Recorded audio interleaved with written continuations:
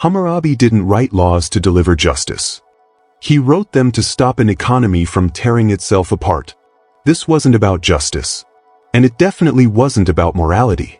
4,000 years ago, long before banks, before balance sheets, before anyone talked about the economy as a separate thing, one ruler understood something most societies still refuse to face. Civilizations don't collapse because people suddenly become evil. They collapse because financial rules stop working. When rules fail, debt becomes personal. When debt becomes personal, loss turns emotional. And when loss turns emotional, violence follows. That sequence is older than politics, older than ideology, older than law itself. We like to imagine that ancient societies were simpler, driven by honor, tradition, and shared values. But that illusion breaks the moment money enters the picture. Because money doesn't care about intentions. It doesn't respond to virtue. It only reacts to structure. Hammurabi didn't rule a village bound together by kinship. He ruled Babylon, a growing commercial center where land, grain, silver, labor, and credit were constantly moving between people who didn't know each other and didn't trust each other. Farmers borrowed against future harvests. Merchants financed long-distance trade. Builders were paid to construct homes and infrastructure they would never live in themselves. None of this works on goodwill alone. Trust doesn't scale. Memory doesn't scale. Reputation doesn't scale. And when they fail, force fills the gap. Every unpaid loan becomes a personal insult. Every failed harvest becomes a dispute. Every collapsed house becomes a trigger for revenge. This is the part modern audiences miss when they read ancient law emotionally instead of structurally. Hammurabi didn't wake up one day and decide people needed to be taught right from wrong. He inherited an unstable economic system where losses had nowhere to go, and when losses have nowhere to go, they explode outward. Ask yourself a simple question. What happens in a society when no one knows who is responsible for failure? Trade slows. Credit disappears. People stop cooperating. Not because they are immoral, but because uncertainty is dangerous. If a farmer borrows grain and the harvest fails, who absorbs that loss? If a merchant entrusts goods to an agent and they disappear, who pays? If a builder constructs a house and it collapses, killing someone, where does responsibility land? If the answer to those questions is unclear, the economy doesn't just wobble. It freezes. And when it freezes, people don't sit around debating ethics. They protect themselves. They hoard. They retaliate. This is the environment Hammurabi ruled over. Not a moral vacuum, but a liability vacuum. And that distinction matters. Because morality asks what people should do.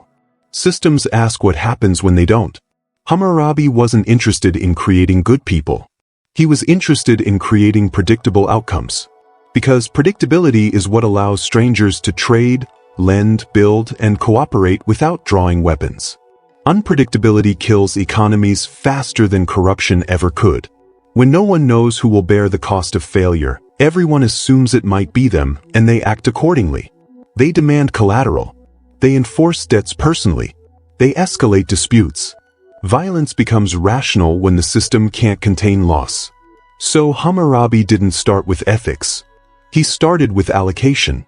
Who pays when something breaks? Who absorbs risk? Who carries loss? Those are not philosophical questions. They are engineering questions. And once you understand that, the Code of Hammurabi stops looking like a moral document and starts looking like infrastructure. Stone wasn't chosen for symbolism.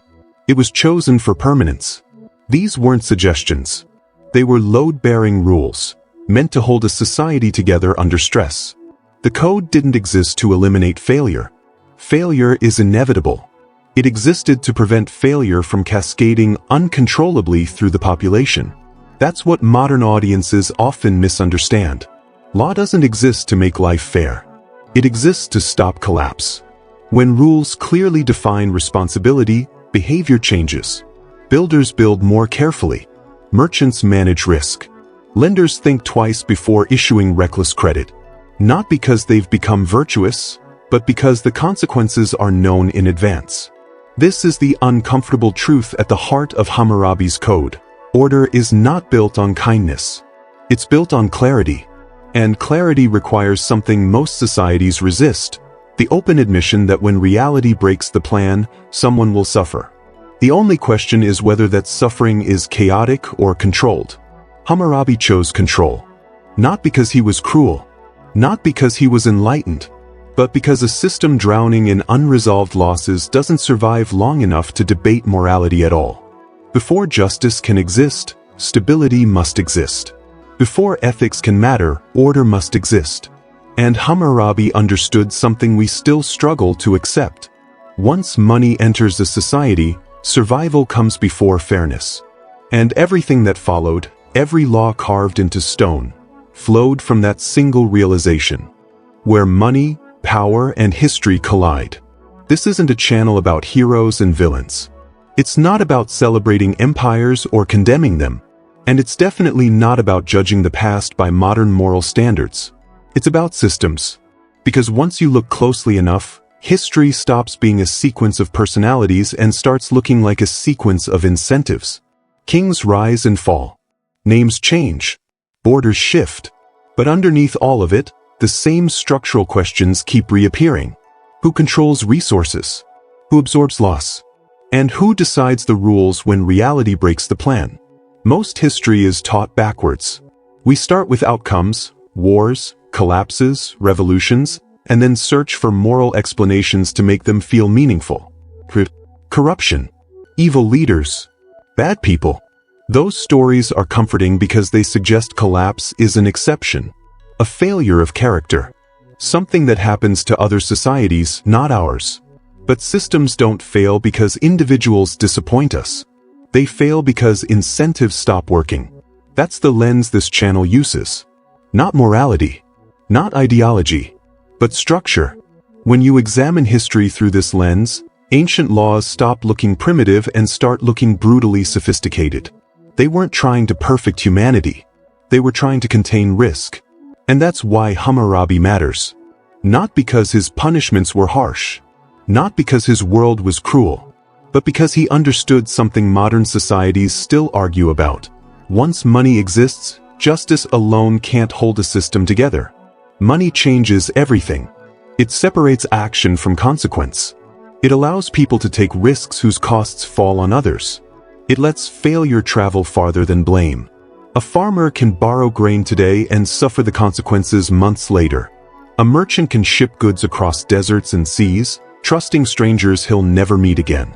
A builder can construct a house and walk away long before it collapses. Money stretches time. Credit stretches responsibility. And stretched responsibility is where systems either evolve or fracture. This channel exists to explore what happens at that fracture point. Because most people don't realize how thin the line is between stability and chaos. We live inside systems so complex they feel permanent.